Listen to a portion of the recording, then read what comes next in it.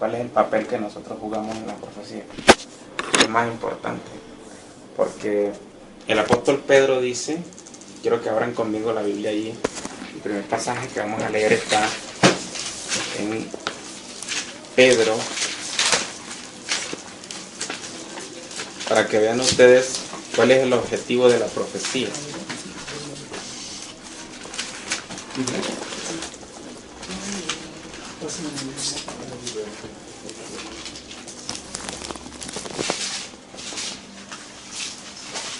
La primera epístola del apóstol San Pedro.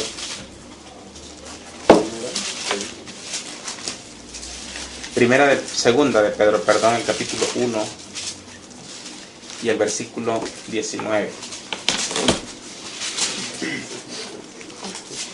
Y por lo general perdemos de vista el objetivo de la profecía y nos quedamos con lo sensacional.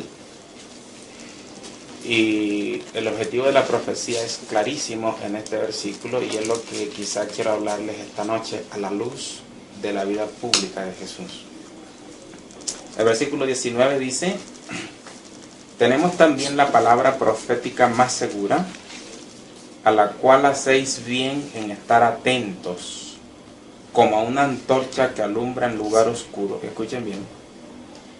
Hasta que el día esclarezca y el lucero de la mañana salga ¿dónde? En vuestros corazones. ¿Quién es el lucero de la mañana? ¿Cuál es el objetivo de la profecía? Según este pasaje. ¿Hasta que qué?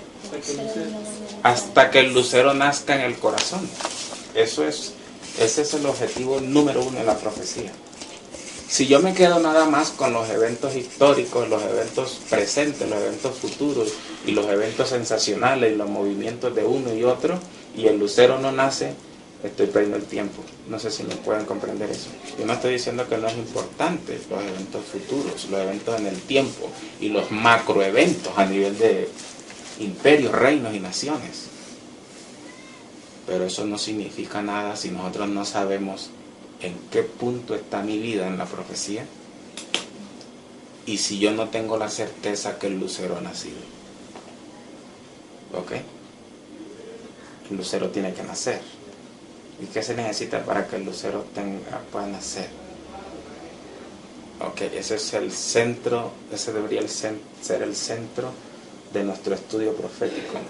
Encontrar el punto de inflexión, el punto de quiebre, donde el lucero nace y usted evidentemente está segura de que el lucero nació desprendido del estudio de la profecía. ¿Okay?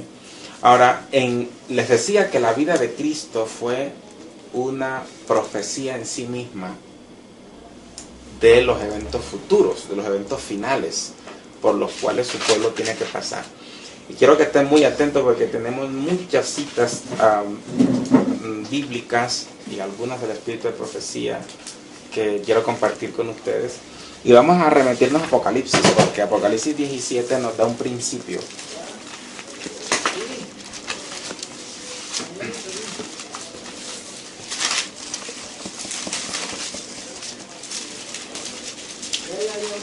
Apocalipsis 17, 1 al 2 dice: vino entonces uno de los 7 ángeles que tenía las 7 copas y habló conmigo diciéndome: ven acá y te mostraré la sentencia contra la gran ramera, la que está sentada sobre muchas aguas. Ahora ustedes saben que una mujer en la profecía, ¿qué representa? Es una iglesia. Dependiendo las condiciones de la mujer, las características, si es una mujer limpia y pura, entonces es una iglesia pura. Pero si la mujer se describe como una ramera, ¿ok? Es una iglesia ¿cómo? Adúltera. Una iglesia falsa, una iglesia impura. Y dice que, el versículo 2, con la cual han fornicado ¿quiénes? Los reyes de la tierra. ¿En qué consiste la fornicación?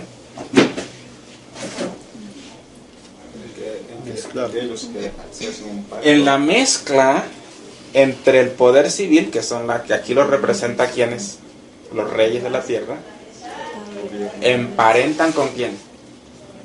Con la religión, y esa unión forma una fornicación. Quiero que tengan en cuenta ese principio. Es decir, que la fornicación, ¿en qué consiste? Cuando el poder civil o el poder religioso se entremete con los asuntos del poder civil, ¿verdad? O al revés, y cuando hay una mezcla de esos dos poderes, se origina una fornicación. Ahora, en el capítulo 18 también nos menciona lo mismo. Dice desde el versículo 1: después de esto vi a otro ángel descender del cielo con gran poder, y la tierra fue alumbrada con su gloria, y clamó con voz potente diciendo: ha caído la gran Babilonia, y se ha hecho habitación de demonios, y guarida de todo espíritu inmundo, y albergue de toda ave inmunda y aborrecible, porque todas las naciones han bebido del vino del furor de su fornicación. Y escuchen bien, y los reyes, ¿quiénes son esos? ¿Quiénes son los reyes? El poder civil de la tierra han fornicado con ella. Es decir, otra vez nos menciona aquí el cuadro de la mezcla entre el poder civil y el poder religioso, y eso origina la fornicación. Ahora, ¿qué concepto tenía Jesús en cuanto a eso? En cuanto al poder civil y el poder religioso. Noten lo que él dijo. Vayan ahora sí conmigo a Mateo, el capítulo 22.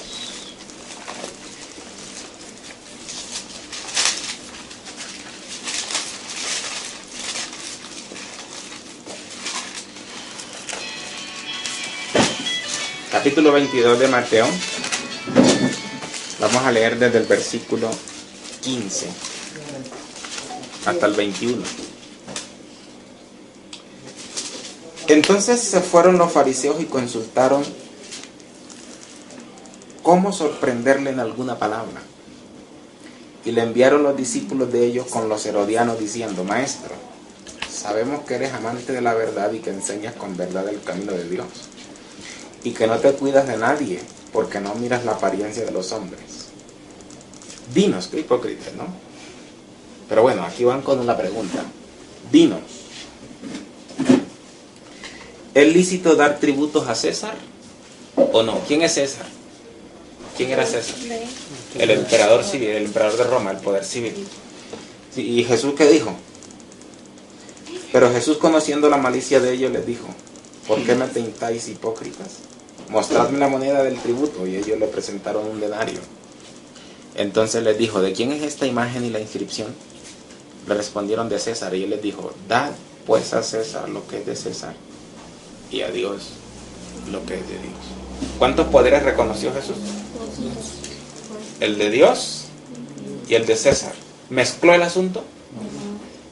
No, él le dijo: denle a César lo que le corresponde a César, y a Dios lo que es de Dios. Ese era el concepto que Jesús tenía en cuanto al el poder civil y el poder religioso. Los mantuvo como separados. Ahora, en cuanto a la ley de Dios, que estuvimos estudiando en esta semana con el grupo de jóvenes de la Iglesia del Sur, ustedes saben que Dios también fue el creador del poder civil. Y Romanos 12 dice que cuando uno desobedece al poder civil, está desobedeciendo a Dios. Ustedes pueden leer eso en Romanos 12. Pero Dios le puso un límite al poder civil, y cuando Él nos dio su ley, Él lo dio en dos tablas. Recuerden que estudiamos eso, ¿verdad? Y la primera tabla sencillamente lo que hace es definir nuestro deber con Dios. Y en esa tabla el César no tiene por qué meterse. ¿Ok? Dios no le dio autoridad al poder civil para que se intrometa con los asuntos de la primera tabla. La primera tabla de la ley solamente se define entre el individuo y Dios. ¿Están conmigo? Pero el poder civil sí puede intrometerse con los asuntos de la segunda tabla. y garantizar el cumplimiento de la segunda tabla. Porque ¿qué pasa conmigo si yo mato a un individuo? ¿Qué hace la policía conmigo? Ok, y eso Dios lo ordenó de esa manera. Y la fornicación de los reyes de la tierra con la ramera consiste en que el poder civil inducido por la ramera se intromete en la primera tabla. Y la primera tabla solo se define entre la persona y Dios. ¿Está comprendiendo? ¿En qué consiste la fornicación? Cuando se entromete en la primera tabla. Cuando el civil se entromete con la primera tabla donde no le corresponde. Y en el caso de Jesús, a Jesús lo acusaron de varios pecados, pero nunca pudieron acusarle de que hubiese cometido una infracción con la segunda tabla, sino que intentaron acusarlo ante el César con supuestos pecados que él había cometido con la primera tabla. ¿Ok? Y esa va a ser la misma situación por la que nosotros nos vamos a pasar. Nadie nos va a acusar de que le robamos nada a nadie, sino que el César se va a entrometer por instigación de la ramera, se va a entrometer con la primera tabla, ¿ok? Donde no tiene intuición, y con Jesús no fue la excepción. Vamos a ver algunos ejemplos. Vayan conmigo, por ejemplo, al libro de Marcos, el capítulo 2 y el versículo 7. Marcos 2 y el versículo 7.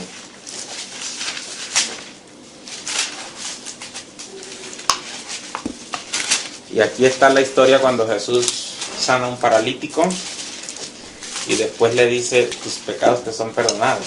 ¿Recuerdan? Y luego en el versículo 7 ellos dicen: ¿por qué habla este así? Blasfemias dice. ¿Quién puede perdonar pecados sino solo Dios? ¿Qué pecado, qué mandamientos violó Jesús según ellos? Ajá. ¿Usurpó el lugar de quién? De Dios. Según ellos, pero Jesús no estaba usurpando el lugar de nadie porque Él es Dios. Pero noten la acusación que se está haciendo a Jesús. Es decir, no se está acusando de que violó la segunda tabla. No podían llegar donde Pilato y decirle: mire, este mató al vecino. Luego ahorita vamos a ver que cuando ellos llegaron donde Pilato, la acusación que hacían era en cuanto a ¿qué? A la primera tabla. Y el panorama del conflicto final, la acusación hacia los hijos del Señor va a ser la violación a la misma tabla, a la primera. Vamos a ver otro ejemplo. Cuando a Jesús lo acusaron de violar otro mandamiento en San Juan 10 y el versículo 33. San Juan, el capítulo 10, el versículo 33 dice: le respondieron los judíos diciendo: por buena obra no te apedreamos, sino por la blasfemia, porque tú siendo hombre, ¿qué? Te haces Dios. ¿Qué tabla violó él según ellos? La primera tabla. Otra acusación directa de que él violó la primera tabla. Ahora yo les pregunto, ¿tiene el ser humano derecho de acusar a otro por violar la primera tabla? No. No, porque esa situación se define entre quién y quién. Entre el individuo y Dios. ¿Me están comprendiendo? Es decir, que donde sí puede intrometerse el César, ¿dónde es? En la segunda tabla, porque cuando yo le robo la propiedad a mi semejante, entonces Dios mismo puso el poder civil, ¿para qué? Para que controle el asunto y garantice el cumplimiento de la segunda tabla, pero la primera Dios la dejó sencillamente para que se defina entre el corazón y Dios. ¿Me están comprendiendo? Ahora Jesús lo están acusando aquí de violar la primera. Vamos a ver otro ejemplo que está en el mismo libro de San Juan, el capítulo 9 y el verso 16.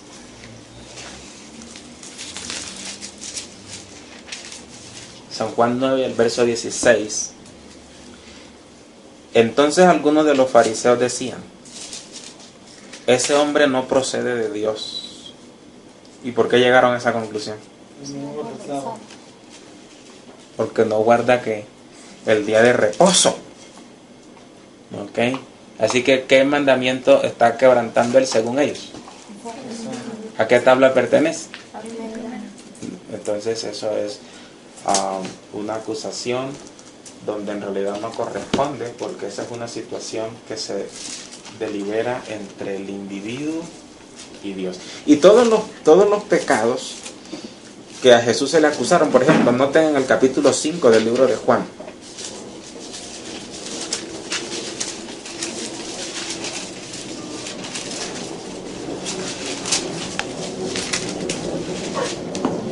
San Juan 5, y vamos a leer el verso 16 al 18.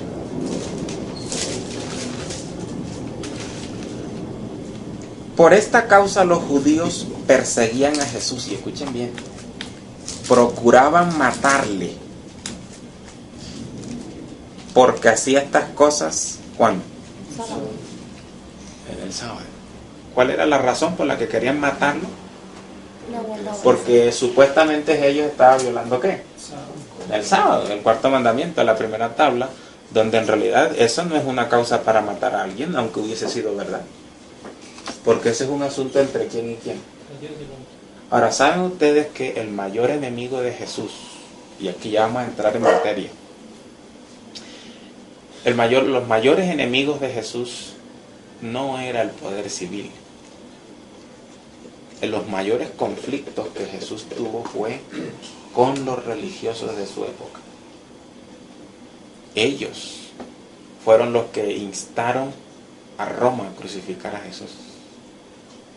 Los mayores enemigos de Jesús eran los religiosos de su tiempo. Los fariseos, los saduceos, los herodianos, los celotes. Todos ellos eran enemigos entre sí, pero cuando se trataba de Jesús se unían para procurar su muerte. Y escuchen bien, ninguna acusación pudo haber de la segunda tabla donde sí hubiese podido corresponder. ¿Están comprendiendo el asunto? ¿Sí? Ahora Jesús, y saben, el pueblo, nosotros, al fin de la historia, nuestro mayor enemigo no es Estados Unidos, ni Rusia, es el mundo religioso. ¿Ok? Y saben que la hermana White dice que los mayores perseguidores, ¿saben quiénes va a ser? Los de la propia casa. No va a ser el Papa. ¿Ok? Y entonces la vida de Cristo es un ejemplo, es un testimonio a nosotros cómo Él predicaba a su casa, a su familia. Los eventos van a venir, pero nosotros tenemos que tener en cara, el lucero tiene que nacer, porque nosotros tenemos que pasar por el mismo sendero por donde pasó el lucero. ¿Ustedes me están comprendiendo? Ahora, a Jesús, el diablo siempre lo tentó para que él mezclara las dos cosas. ¿Ok? Siempre, por ejemplo, ustedes recuerdan cuando él lo llevó al monte, cuando Jesús fue al monte de la tentación, al desierto, ¿verdad? Una de las tentaciones fue que el diablo le mostró, ¿qué le mostró? Los reinos de la tierra. Y le dijo, te los voy a dar, tú vas a ser rey de ellos. Jesús, que es el sumo sacerdote, no podía mezclarse con eso. ¿Están comprendiendo? Cuando él alimentó a los 5,000, y yo estoy nada más mencionando los ejemplos, porque ustedes conocen la historia, pero cuando él alimentó a los 5,000, ¿recuerdan ese incidente? Milagrosamente él alimentó a 5,000. ¿Y qué quiso hacer la gente después de haberse llenado? Vamos a ponerlo, a sentarlo ahí como rey. Hasta los discípulos estaban ahí unidos en la causa para montarlo como rey y obligarlo a ser rey, a que mezclara las dos cosas. ¿Qué hubiese sido eso? Una fornicación. ¿Ok? Los mismos discípulos, una vez, por ejemplo, cuando ellos pidieron que Jesús quemara una aldea, ¿recuerdan? esa aldea no lo dejaron entrar y ellos dijeron, ¿quieres que oremos para que caiga fuego, etcétera? ¿No es cierto? Porque se opusieron al rey, decían ellos, y también en esa ocasión querían hacerlo rey a la fuerza.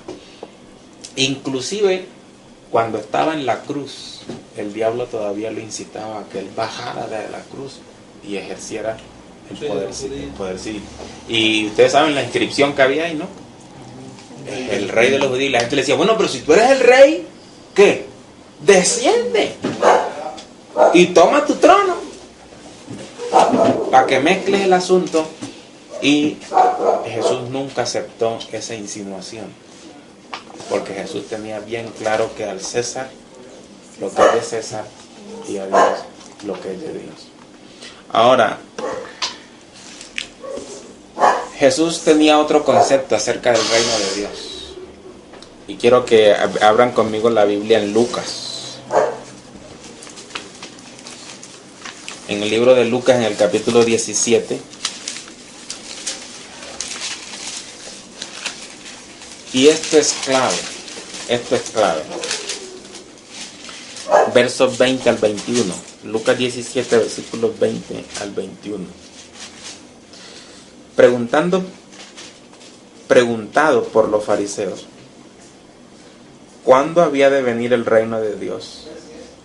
Les respondió y les dijo, el reino de Dios no vendrá con advertencia. No sé qué otra palabra usa en vez de advertencia la versión de ustedes. Pues lo puedes ver. No vendrá con manifestación externa. Y ahora escuchen bien, ni dirán helo allí ni helo aquí, porque aquí el reino de Dios está ¿dónde? Entre vosotros. ¿A quién se refería él? Lo mismo que leímos en Pedro acerca del objetivo de la profecía, que el lucero debía nacer ¿dónde? Es decir, Jesús tenía bien claro el asunto. El reino del César tiene que estar ahí garantizando el cumplimiento de la primera tabla, pero el reino de Dios, ¿dónde debe estar? En el corazón. Y las acusaciones que se hicieron a Jesús fueron falsas y no podían presentarse como una transgresión al poder de Roma. ¿Están comprendiendo el asunto?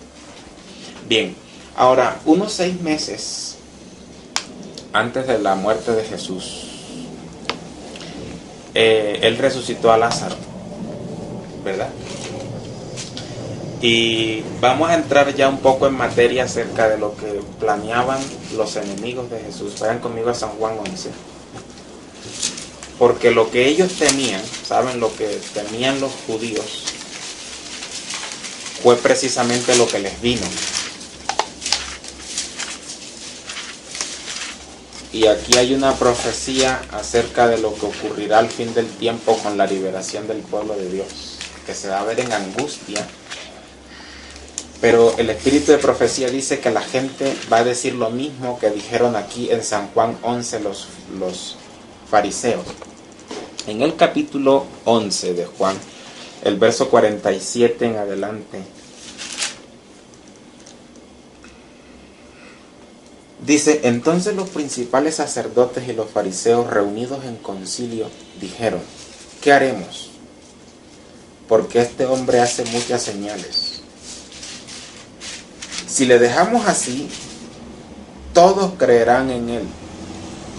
Y vendrán los romanos y destruirán nuestro lugar santo y nuestra nación.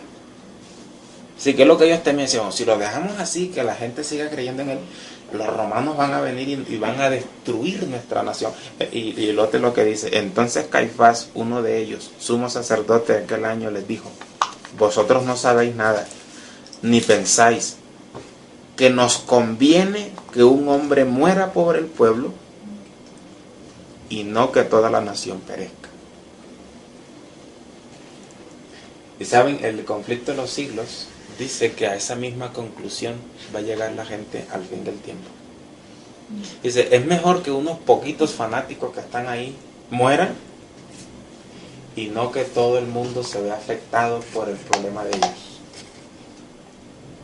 Cuando ella habla del decreto de muerte, es decir, que hasta ahí los derechos humanos van a ejercer su poder para liberar, ¿no es cierto?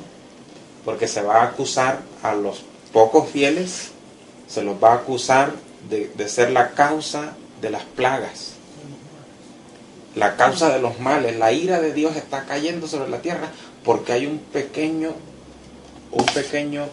grupo de gente, ¿verdad?, que se opone al plan de Dios para el mundo, y Dios está enojado por ello. Así que es mejor que esos poquitos mueran. Y lo mismo se dijo de Jesús. De Jesús se dijo: es mejor que un hombre muera y que no toda la nación perezca. Y saben que lo que ellos temían, eso mismo les ocurrió. Nada más 40 años después vinieron los romanos, destruyeron su lugar santo. ¿A qué se referían ellos con el lugar santo? Al templo y toda la nación. ¿Ok? Avancemos un poquito en cuanto a las escenas finales de la vida de Jesús. Y lleguemos hasta el Getsemaní. ¿Ok? Y hay dos cosas aquí que quiero mencionarles, o tres. La primera es que en Apocalipsis 13, el capítulo que nos hacía referencia el hermano Julio, hay una profecía en cuanto a la destrucción de la bestia. Apocalipsis 13 dice que el que a hierro mata, a hierro muere. Y Jesús le dijo eso mismo a Pedro. Cuando recuerdan, en Getsemaní, Pedro sacó su espada y quiso matar a alguien, y Jesús le dijo: Pedro, mete la espada, porque el que espada mata, ¿qué? La espada muere. Y luego el segundo punto que quiero mencionarle es que a Jesús lo arrestan y lo llevan ante un tribunal religioso. Eso se llama la Santa Inquisición. ¿Han escuchado esa palabra? La Santa Inquisición, esa expresión. ¿Saben qué es eso?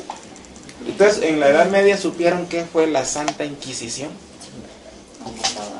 Era un tribunal no civil, era un tribunal religioso donde se le hacían preguntas al acusado acerca de temas religiosos. Es decir, ¿usted cree que el Papa es el vicario de Cristo y que debemos obedecer sus palabras, etcétera, etcétera? Y si el individuo decía que no, entonces era un hereje. Y la condena era la tortura, la hoguera, el potro, la decapitación, sacarle las uñas una por una, etcétera, etcétera. Eso es lo que se conoce como la Santa Inquisición. Y la Santa Inquisición era un tribunal religioso, obviamente con atribuciones civiles, ¿no es cierto? Pero las acusaciones eran de índole religiosa. No sé si me están comprendiendo. ¿Ok? Eso es lo que era la Santa Inquisición. Y las preguntas todas tenían que ver con religión. Y la condena a muerte sencillamente era porque el individuo no sometía su conciencia a lo que dictaba el concilio. No se le acusaba. Por ejemplo, a Juan Hus no lo mataron porque él era ladrón. ¿Por qué mataron a Juan Hus? Porque Juan Hus sencillamente decía: no, el mediador no es el Papa, el mediador entre mí y Dios es Jesús. Y entonces, ¿qué dijo el concilio religioso, el juez religioso? ¿Qué dijo? Es un hereje. ¿Están comprendiendo? Ahora, Jesús también lo llevaron a la Santa Inquisición. Y saben, si el Señor nos da a nosotros, pienso yo que es un privilegio sufrir por su causa. También vamos a ser llevados ante tribunales. ¿Recuerdan que Jesús dijo eso? ¿Para dar razón de qué? De vuestra fe. Noten que Él no dijo: lo van a llevar ahí porque ustedes van a ser unos ladrones. Vamos a ir ante concilios también. ¿Qué concilios serán esos? Concilios religiosos. No van a ser concilios civiles, porque no va a haber un pecado civil del cual se nos pueda acusar, así como a Jesús tampoco.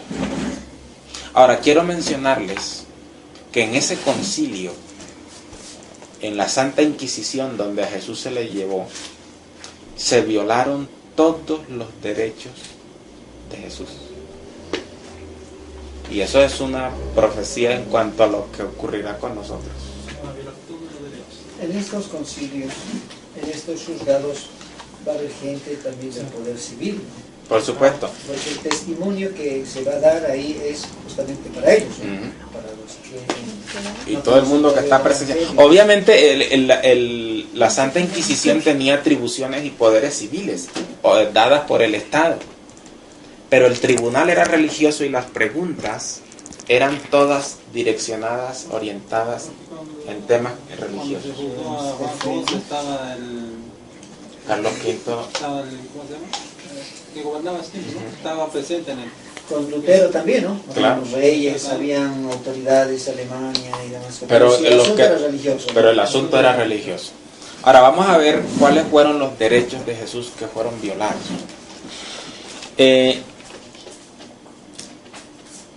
No podía un falso testigo dar testimonio. Era una ley judía que prohibía que un testigo falso diera testimonio. Y en el juicio de Jesús, si ustedes leen ahí desde Mateo 25, 26 en adelante, se van a dar cuenta que aparecieron un montón de testigos falsos, pagados por los mismos fariseos para que vinieran a testimoniar, ¿no es cierto? Y se contradecían el uno al otro. Finalmente llegó uno que sí le creyeron. Dijeron, este dijo que iba a derribar el templo y en 3 días lo iba a reconstruir. ¿Recuerdan a ese? Ok, y a ese le creyeron. Los demás se contradecían entre sí y era todo uno. A veces había momentos en que el juicio estaba frustrado porque los testigos que ellos habían pagado se contradecían y lo que hacían era empeorar el proceso. Incluso le acusó al que los sanó más, ¿no? Eso vinieron a acusarle, ¿verdad? El sumo sacerdote le dio una bofetada antes de ser culpable, antes de ser hallado culpable. Claro, porque allí, y como lo es casi en todos los países, el individuo debe ser tratado como inocente hasta que sea hallado culpable, ¿verdad? Pero el sumo sacerdote lo golpeó antes de que hubiese una prueba de que él fuera culpable. Así que fue abusado físicamente. Se violó su derecho. Fue juzgado de noche y una ley judía que prohibía un juicio de noche. Es más, todavía está eso. No hay juicio de noche. No puede haber un juicio de noche. Los juicios tienen que ser a plena luz del día y con la presencia de todas las dos partes. Jesús fue juzgado de noche en la Santa Inquisición, donde no se le permitió. Fue azotado antes de ser pronunciado culpable. ¿Ven? Antes de que hubiese la prueba, y sí, evidentemente es culpable, ya se le azotó. No se le permitió tener abogado. Ustedes conocieron al abogado de Jesús. No tuvo en ese juicio. Fue obligado a autoincriminarse. El sumo sacerdote le dijo, te conjuro por el Dios viviente que nos digas si tú eres el Cristo o no. Y claro, ¿para qué el sumo sacerdote quería la respuesta? Para condenar. Para acusarlo, es decir, y eso era prohibidísimo. El reo o el acusado no podía autoincriminarse. Si la persona quería pruebas de su culpabilidad, tenían que ser externas, pero no podía obligarse al reo a que dijera unas palabras para condenarlo. ¿Ok? No tuvo abogado defensor, fue juzgado en privado. Eso también era una violación a la ley de la nación. El juicio, todo juicio tiene que ser público, abierto.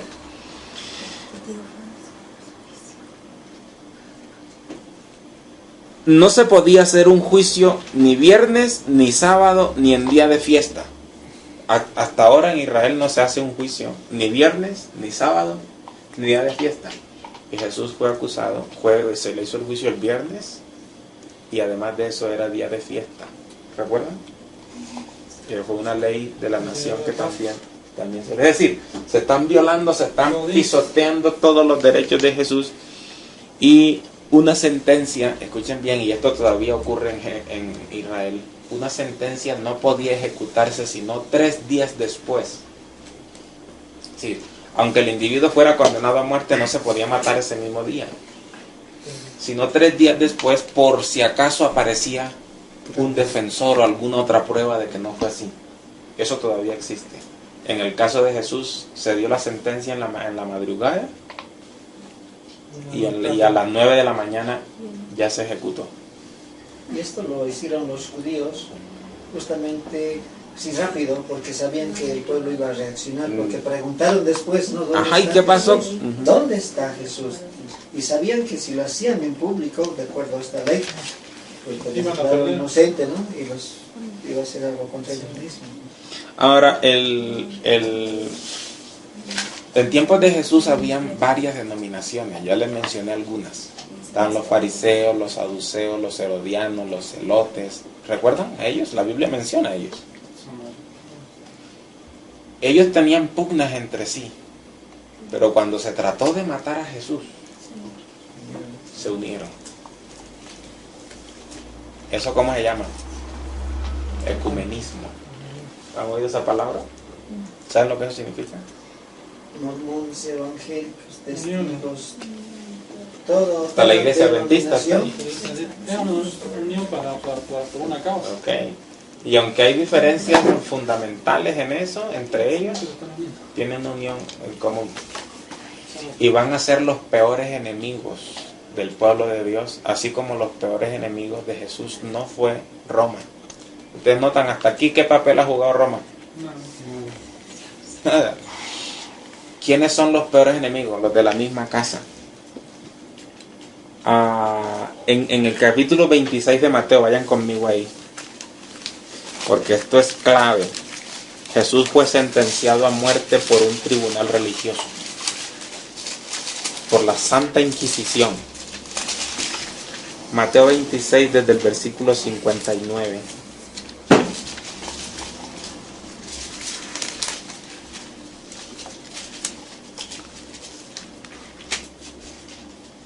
Dice, ahí está hablando unos detalles acerca de la negación de Pedro.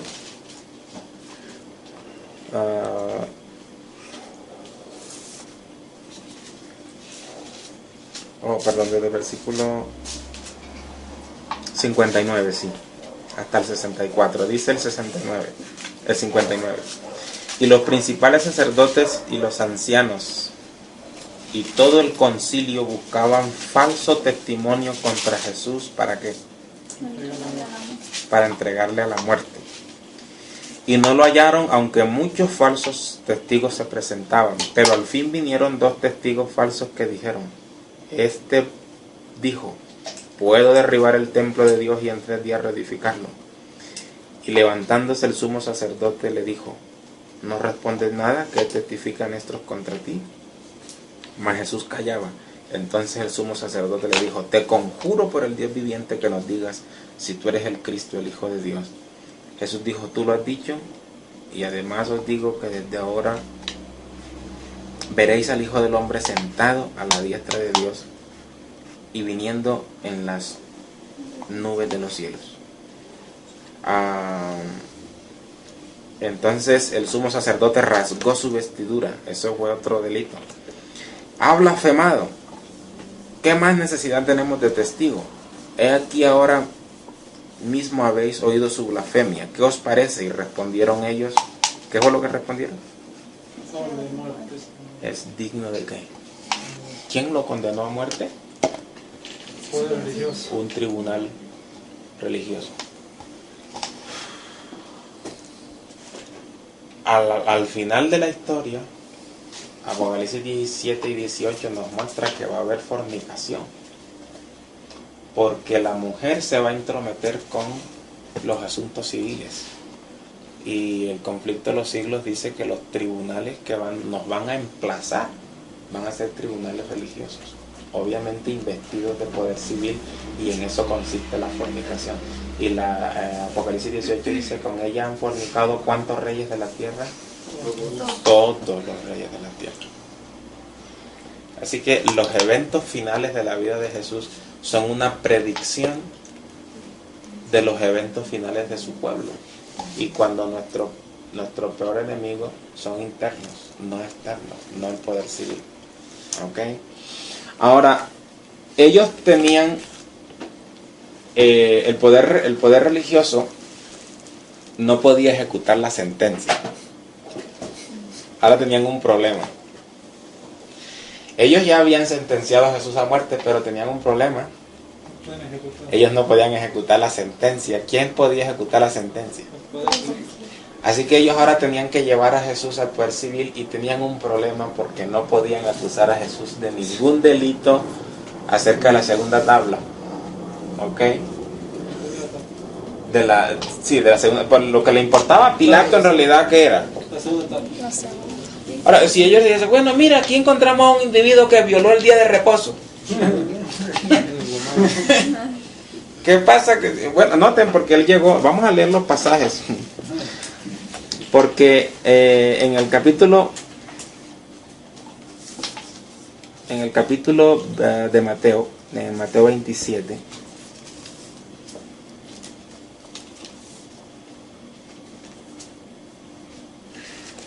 Mateo 27, y vamos a leer ahí los versículos 1 y 2.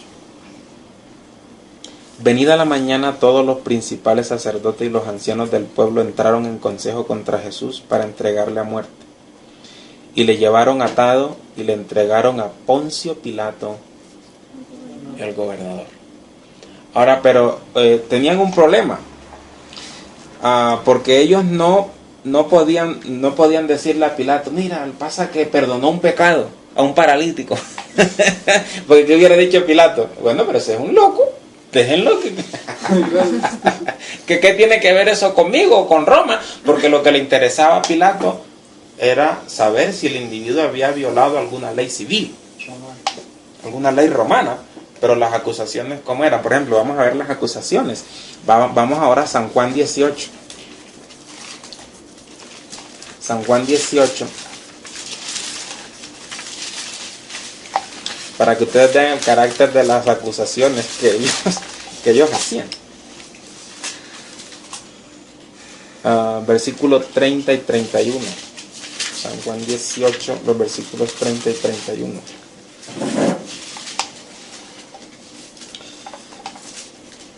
Respondieron y le dijeron, si este no fuera malhechor, no te lo habríamos entregado. Ahora dijeron, es malhechor, pero no pudieron decir qué mal fue el que hizo. Pilato les preguntó, ¿qué problema? ¿Qué es lo que pasa con él? ¿Por qué me lo traen? Y ellos dijeron, es que es malhechor. Si no fuera malhechor, no te lo hubiésemos traído. Y entonces el 31 dice, entonces Pilato les dijo, tomadle vosotros y juzgarle según vuestra ley. ¿Qué es lo que dijo Pilato? Es decir, yo no encuentro problema con la ley de Roma, yo no sé de qué voy a acusar a este hombre. Ustedes me lo trajeron a mí, pero yo, ¿qué delito ha hecho? ¿Le ha robado a alguien? ¿Le ha robado a su vecino? ¿Ha matado a alguien? No, entonces si no tiene problemas con la segunda tabla, no me lo traigan a mí, júzguenlo ustedes de acuerdo con vuestra ley. Y ahora ellos manifiestan su intención. Escuchen bien el verso de la última parte. Y los judíos le dijeron, a nosotros no nos está permitido darle muerte a nadie. ¿Qué era lo que querían? Pero tenían un problema porque Pilato no podía darle la autorización de muerte por acusarlo de violar el sábado. Así que, ¿saben a qué les tocó que recurrir? Ellos les tocó que recurrir a la mentira para poder acusar a Jesús a fin de que Pilato pudiera dar, ¿no es cierto?, la orden. Pilato dijo, no, yo no encuentro problema. ¿Saben? Pilato declaró inocente a Jesús 2 veces. Él dijo, es inocente. ¿Por qué Pilato dijo que era inocente? Porque él buscó el código y dice, bueno, si algún individuo rompe la segunda tabla, entonces es culpable, pero si no, a los ojos de Roma era inocente. Y Pilato no era el enemigo de Jesús. ¿Quién era el enemigo de Jesús? Estados Unidos no es nuestro enemigo. Evo Morales tampoco. ¿Ok? El poder religioso fue el que llevó a Jesús. Y escuchen bien porque esto es impresionante lo que viene aquí. En Lucas... Aquí yo creo que hay que también mostrar lo siguiente. Es verdad que aquellos que ejecutan son dentro del mismo pueblo, pero son instigados por un poder que es contra el pueblo de Dios. ¿Sí? Y ahí está, ahí está la Belsi, el falso profeta, instigando contra los hijos de Dios. Y los que más conocen a los hijos de Dios son los mismos que han andado con los hijos de Dios. ¿Sí? Pero, no nos olvidemos eso también, de que sí hay un poder enemigo, un sistema que... Pero que en todo caso es religioso, no es civil. Es religioso, pero utiliza el poder civil. Usa el poder civil. Ahora, es lo que estamos viendo aquí. Ustedes están viendo, el enemigo de Jesús es un poder religioso. Pero que ellos mismos dijeron, a nosotros no nos es permitido darle muerte a nadie. ¿A quién tenían que usar? El poder civil. Y ahora, ¿cómo van a usar el poder civil? Porque al poder civil no le puedes decir que él violó el sábado, porque eso no es un problema para el poder civil. ¿Ok? Así que ellos tenían que justificar, y la manera de justificar era recurriendo a la mentira. Vamos a Lucas 23, porque ahí está el meollo del asunto.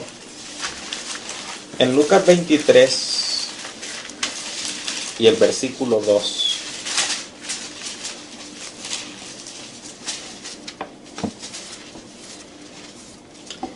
Entonces comenzaron a acusarle, diciendo: a este hemos hallado que pervierte la nación y que prohíbe dar tributos a César, diciendo que él mismo es un rey. ¿Eso era verdad? ¿Prohibió Jesús darle tributo a César? ¿Qué dijo él cuando se le preguntó el asunto? Pero claro, ellos tenían que justificar el asunto y tenían que recurrir ¿a qué? A la mentira para poder acusarle. No sé si están comprendiendo el asunto. Ahora a Pilato sí se le levantaron, sí se pararon las orejas, porque ahí sí, ¿verdad? Impuestos, están tocando. Ahora sí se le pararon las orejas a Pilato, y entonces Pilato interrogó a Jesús, y vayan conmigo ahí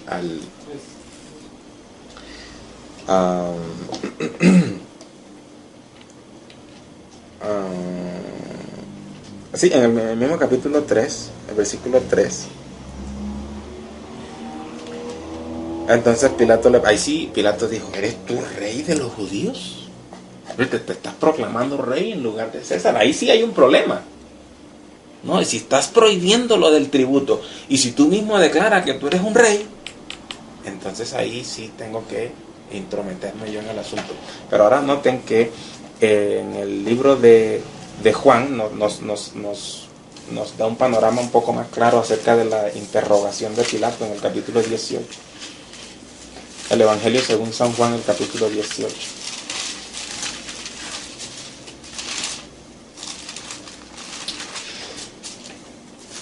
Pilato estaba bien interesado en cuanto a si Jesús estaba mezclando el asunto de los reinos. Le digo: tú eres rey. Y noten lo que Jesús dijo en el versículo 36, y esto es importante.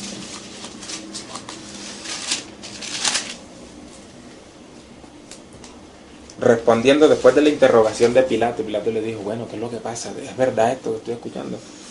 Jesús dijo: mi reino, escuchen bien, mi reino no es de este mundo. Si mi reino fuera de este mundo, mis servidores pelearían para que yo no fuera entregado a los judíos. Pero mi reino no es de aquí. ¿Mezcló Jesús los reinos? ¿Tenía Jesús clara la figura? Al César, ¿qué?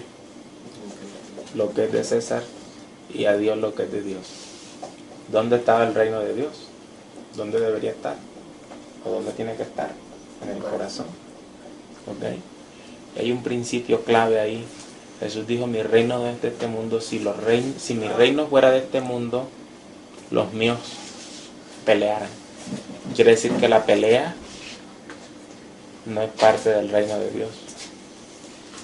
¿Han visto gente peleando? No hacen parte del reino de Dios. ¿Okay? Jesús dijo: si mi reino fuera de aquí, los míos pelearan, pero los míos no pelean, porque mi reino no es de este mundo. Y Pilato quedó convencido de eso. Y lo siguiente que va a ocurrir es que Pilato lo saca afuera y le dice: no hallo ningún mal en él. Es decir, que los judíos estaban frustrados y decían, bueno, no le podemos acusar de que violó el sábado, tenemos que echarle una mentira, pero ahora la mentira también está fracasando porque Pilato saca a Jesús afuera y le dice, lo que usted, claro, él dice que es rey, pero dice que su reino no es de aquí, así que no hay problema porque el reino de Roma es de aquí. Ok. Yo no encuentro problema en el muchacho porque él dice que es rey, pero no anda pero no es de aquí, entonces no hay problema. Y los judíos comenzaron a angustiarse. Jesús reconoció, ahora noten que en el capítulo 18 de San Juan, Pilato declara a Jesús inocente 3 veces. La primera en el versículo 38, ustedes pueden leer. La última parte del versículo 38 dice, yo no hallo en él ningún delito. En el versículo, por ejemplo, ustedes pueden analizar en el versículo, en el capítulo 19, el versículo 4. Entonces Pilato salió otra vez y les dijo, mirad, os lo traigo afuera para que entendáis que ningún delito que hallo en él. En el versículo 6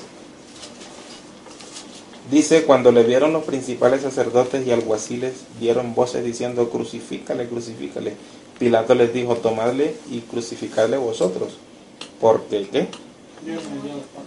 Yo no hallo ningún delito en él.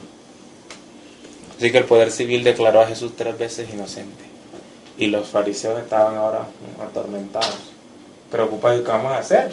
Ya recurrimos a la mentira y ahora Pilato dice que no, que es inocente. Claro, porque Pilato cuando interrogó a Jesús se dio cuenta que Jesús no tenía ningún interés de tener un reino paralelo al de César o derribar al César, sino que más bien Jesús dijo que su reino era de carácter espiritual y que estaba en el corazón, y eso para Pilato no era nada. Ahora se inventaron una estrategia que sí les dio resultados. Y quiero que noten la estrategia, porque Jesús fue condenado también por un tribunal civil a instigación de los religiosos.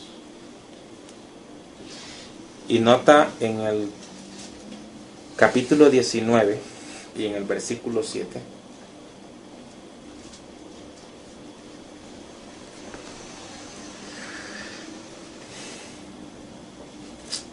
Dice, los judíos les respondieron, nosotros tenemos una ley y según nuestra ley debe morir porque se hizo hijo de Dios. Según ellos tenían todos los argumentos y ahora ellos, el siguiente plan era forzar a Pilato de alguna manera a que condenara a Jesús, ¿verdad? Y noten que hay 2 razones fundamentales por la cual Pilato condenó a Jesús a muerte. La primera razón por la que Pilato condenó a Jesús fue para no perder su posición política. ¿Saben qué le dijeron ellos? Ellos le dijeron, vamos a leerlo en las palabras de Mateo 27. Mateo el capítulo 27 y vamos a leer el versículo 20.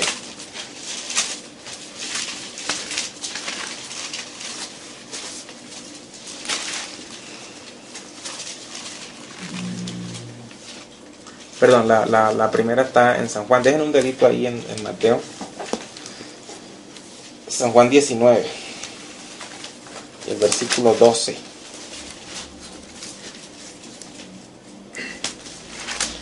Ahora los judíos implementaron otra estrategia y era atemorizar a Pilato. Después, como no resultó la mentira que ellos dijeron, ahora en el versículo 12 de San Juan 19 dice, desde entonces Pilato procuraba soltarle. ¿Ya recuerdan que Pilato lo había visto inocente cuántas veces? 3 veces. Y estaba procurando ¿qué? Soltarle. Pero los judíos daban voces diciendo, si a este sueltas, no eres amigo del César, porque todo el que se hace rey, a César se opone. Uy, eso sí asustó a Pilato.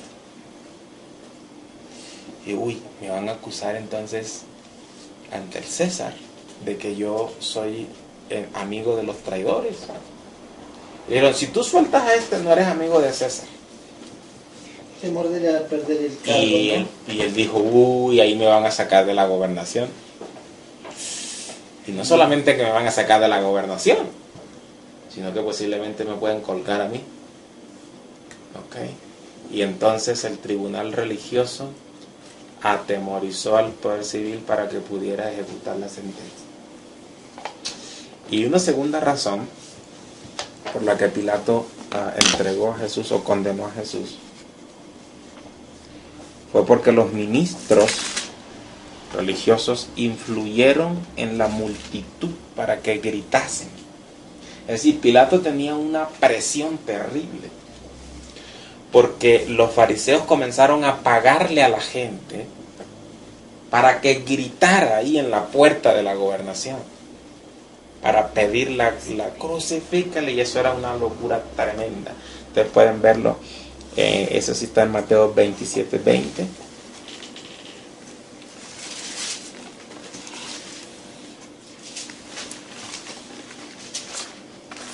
Y saben que lo que Pilato temía, eso le sobrevino, ¿no?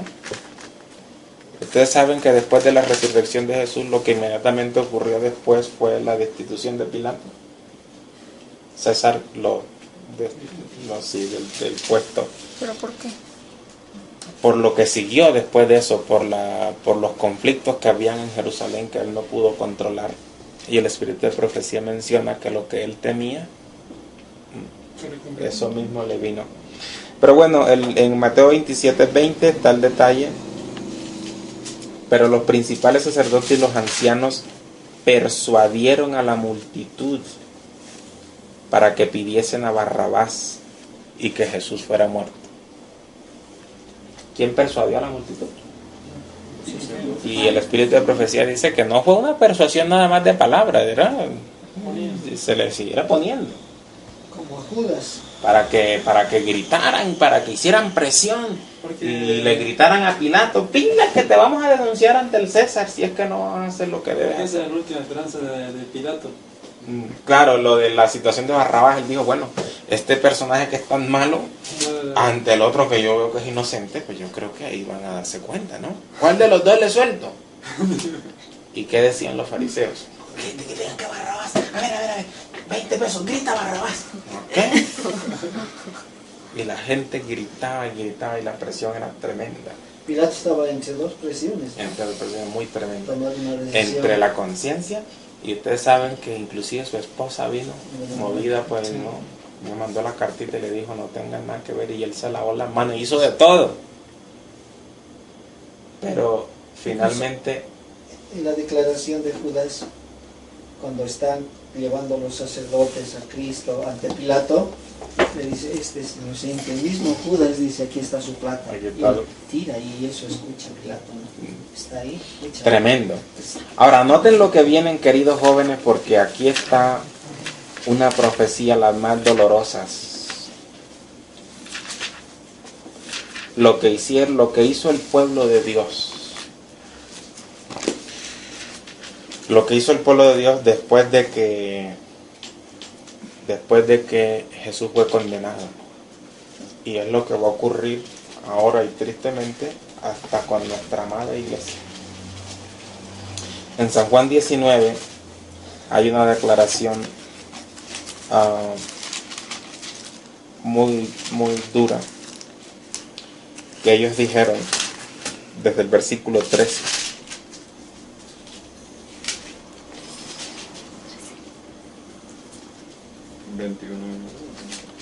San Juan 19 a partir de verso 13. Cuando Pilato oyó esto, ¿qué es esto?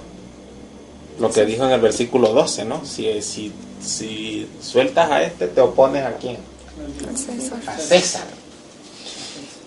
Entonces Pilato, oyendo esto, llevó fuera a Jesús y le sentó en el tribunal en el lugar llamado el Enlosado, y en el hebreo Gabata. ¿Saben qué lugar era ese?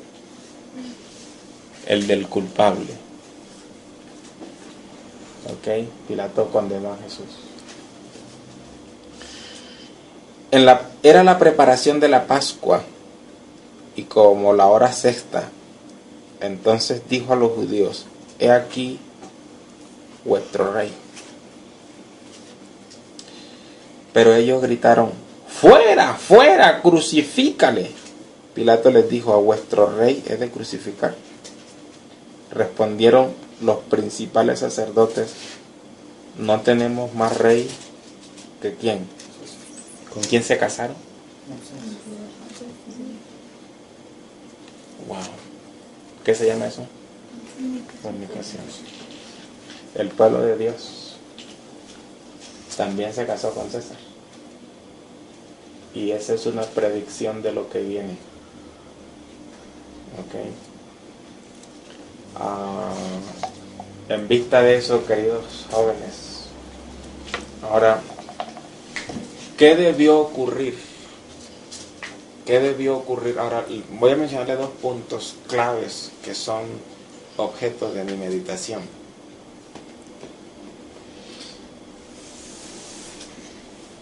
Era Jesús solo contra la mayoría, ¿verdad? El espíritu de profecía dice que va a ser un remanente. ¿Para qué es más fácil? ¿Pertenecer a la masa, al montón o al remanente? A la masa, ¿verdad? ¿Qué ocurrió para que ellos, que eran el pueblo elegido, el pueblo depositario de la ley de Dios, qué ocurrió en ellos para que se casaran con César? ¿Ustedes saben lo que significa esa expresión? No tenemos más rey que César. ¿Saben lo que eso implica? ¿Qué se necesita para llegar a ese punto? ¿Ok?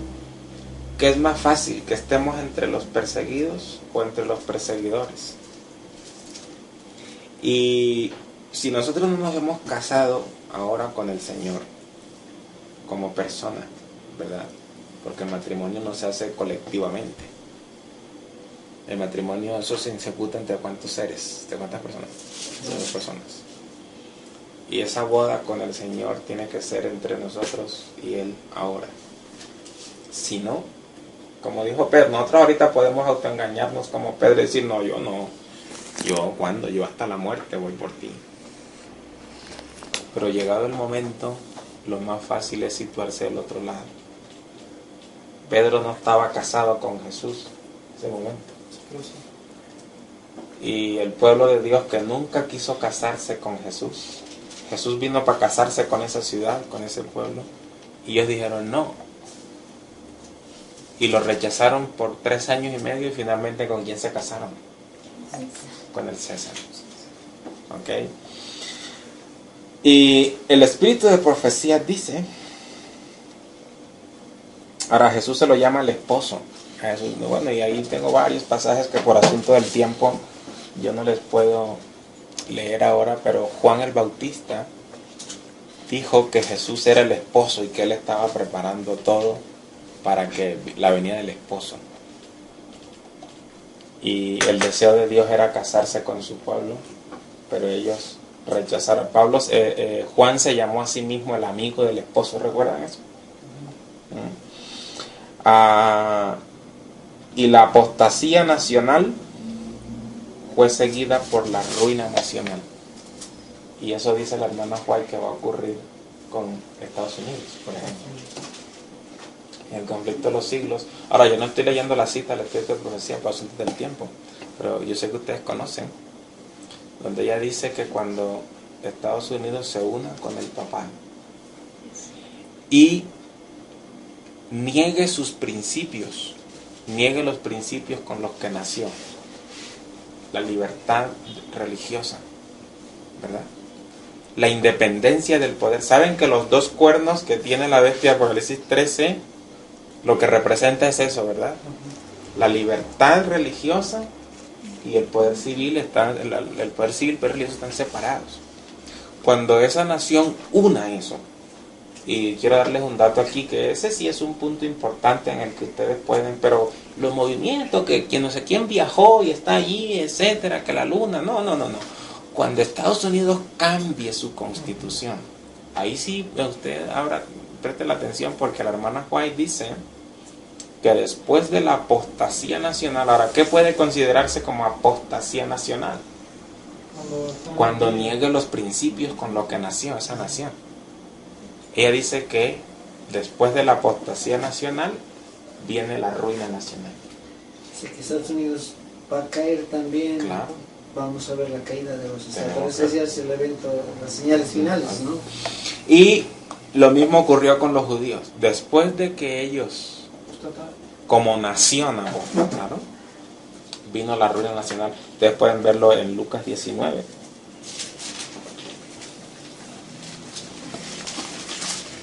Lucas, el capítulo 19 y el versículo 21.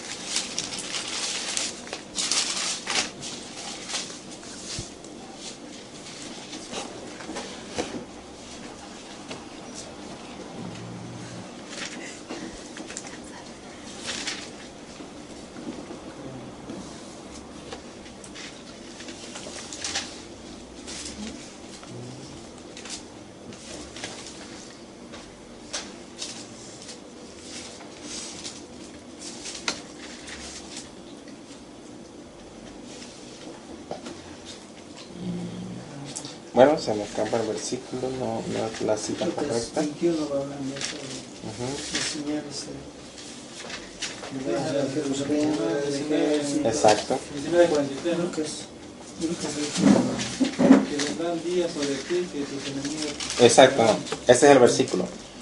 A partir del versículo, sí, capítulo 19, a partir del versículo 43, donde Jesús dijo, porque vendrán días sobre ti, cuando tus enemigos te rodearán con vallado y te sitiarán, y por todas partes te estrecharán, y te derribarán a tierra, y a tus hijos dentro de ti, y no dejarán en ti piedra sobre piedra, por cuanto no conociste el tiempo de tu visitación. ¿Qué vino después de la apostasía nacional? La ruina nacional. Y eso es lo que viene después. Pero quiero mencionarles un dato ya para ir concluyendo.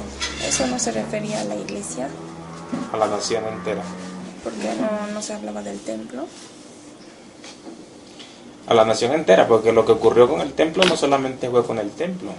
Ustedes pueden darse cuenta que ocurrió con la muralla, por ejemplo, alrededor, con toda la ciudad y con toda la gente que estaba ahí. Ahora, la apostasía nacional y la ruina nacional también puede tener una aplicación a la familia, a la persona. ¿No? Después de la apostasía personal, viene la ruina nacional. Y por eso yo les decía que quizá la preocupación más grande ahorita es con quién estamos casados. ¿No? Si el lucero de la mañana ha nacido, si estaremos listos para pasar por esos momentos tan difíciles que nos esperan. Estaremos preparados. ¿Y cuándo se obtiene esa preparación? Ahora, la Biblia habla de que el pueblo de Dios va a repetir esa historia. No. Quiero que lean conmigo un pasaje que está en San Juan 16.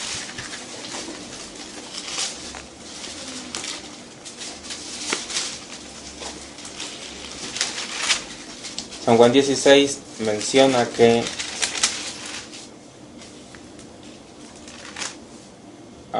se va a repetir esa historia desde el versículo 1. Está hablando Jesús y dice, estas cosas os he hablado para que no tengáis tropiezo. Os expulsarán de las sinagogas. ¿Han visto eso ya o no? ¿Nunca han visto eso? Sí.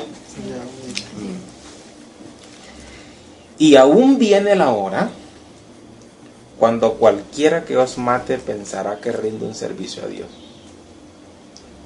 Y harán esto porque no conocen al Padre ni a mí. ¿Dice Jesús que se va a repetir la historia? Sí. Ok. Y dice que esto lo harán porque no conocen al Padre ni a mí. Nosotros sí lo conocemos. por experiencia o como idea, como concepto. Teoría. Porque eso es distinto, la información es distinta a la experiencia.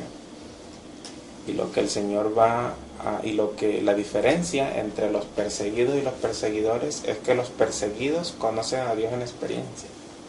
Y los perseguidores también son religiosos, pero conocen a Dios en concepto, en ideas vagas, pero nunca ha llenado ni dado respuestas a la vida. ¿Sí me están comprendiendo? Ahora,